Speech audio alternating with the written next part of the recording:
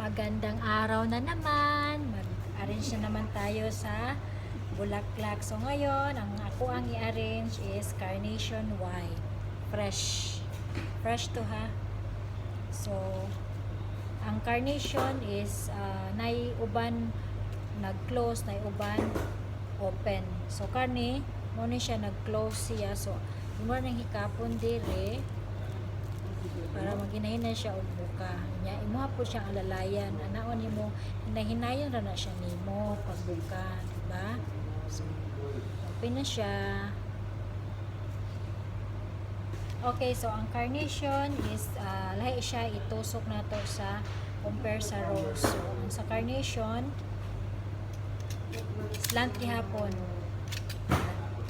So kani siya mo ni siya iyahang mura og silbing liog-liog no. Imuha na siya nga naon. Slant ni siya sa ana. Ana siya para dili makita ang iyahang stem. Okay? Okay, so mao na ni siya ang resulta sa ato ang carnation. See? Bilog kayo siya no. Awa. Dili ko siya makita ang ubos, di ba? See? Muna siya ang first nato nga butang tusok sa small nga white carnation. Okay? So, we will continue. So, hapit na tamahuman. So, ato na lang ni siyang i-check kung pila ka buok kuwang.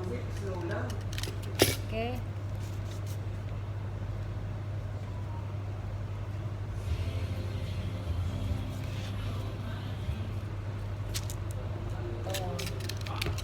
Makompleto na nato siya ato siyang tusukan dire kay makita pa man siya nga hilang.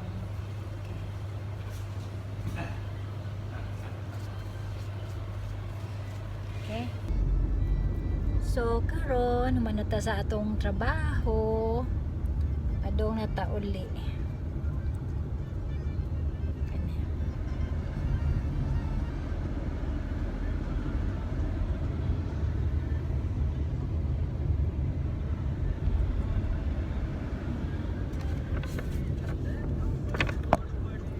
Ba't di ka nag-apply sa mga opisina noon?